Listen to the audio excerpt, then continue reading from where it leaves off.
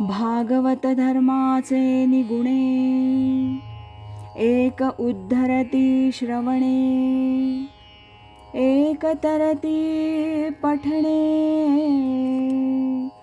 एक निस्तरती ध्याने. संसार पाशाण.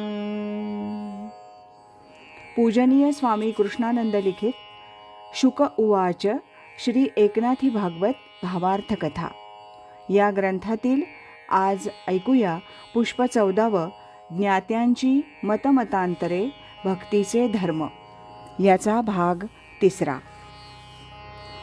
देवा, असे कोणते गुण त्याच्या अंगी असतात ज्यामुळे तू त्या भक्ताचा भक्त होतोस? उद्धवानं विचारलं.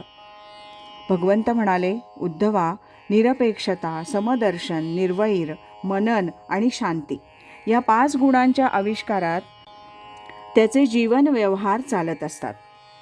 तुला थोडक्यात त्या गुणांची ओळख करून देतो, असं म्हणून ते पुढे सांगू लागले. उद्धवा, त्या माझ्या भक्ताच्या मनात कोणतीही अपेक्षा नसते. प्रारब्धानं जसं घडेल त्याचा तो स्वीकार करतो. कोणाबाबत जात, धर्म, पंथ असा भेदभाव त्याच्या मनात नसतो. सर्वांना एकाच भावनेतून तो पाहतो, यालाच समदर्शन म्हणतात. सर्वत्र मित्रभावानं तो वावरत असल्यानं त्याचं कुणाबरोबरही वैर नसतं. सांसारिक कर्म करीत असताना त्याचं अंतर्मन माझ्याच चिंतनात मग्न असतं.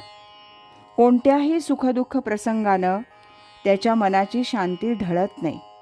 ह्या गुणांमुळे मी त्याच्याकडे ओढला जातो, म्हणून मी दास होऊन त्याची सेवा करतो.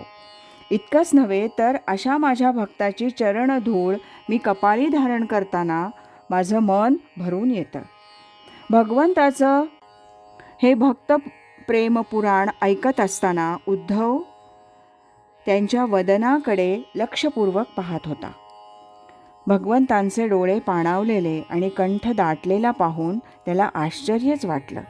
तो म्हणाला, धर्मशास्त्रातून अध्यात्म मार्गाकडे जाणारी अनेक साधने सांगितली आहेत, ती त्याज्य कशी म्हणता येतील? ती सर्व भक्तीकडे जाणारीच आहेत ना. श्रीकृष्णाला उद्धवाच्या प्रश्नाचं आश्चर्य वाटलं. त्यावर ते म्हणाले, उद्धवा, तुझं म्हणणं बरोबर आहे, पण ते काही अंशीच खरं आहे. कारण त्या साधनातून देहाला कष्ट होतात, मनाला क्षीण होतो. मुख्य म्हणजे मन त्या आसक्तीत गुंततं आणि साधनेचं ध्येय विसरलं जातं.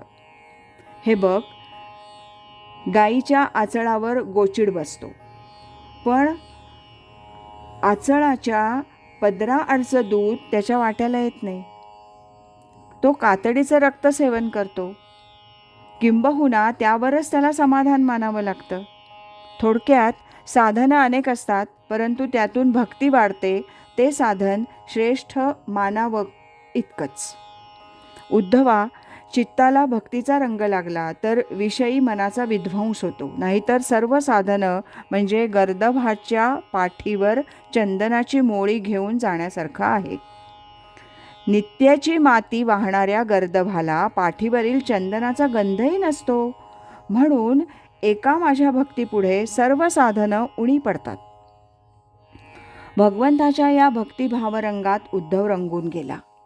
भगवंताकडे जाण्याचा भक्ती हाच एकमेव मार्ग आहे हे त्याला पटलं.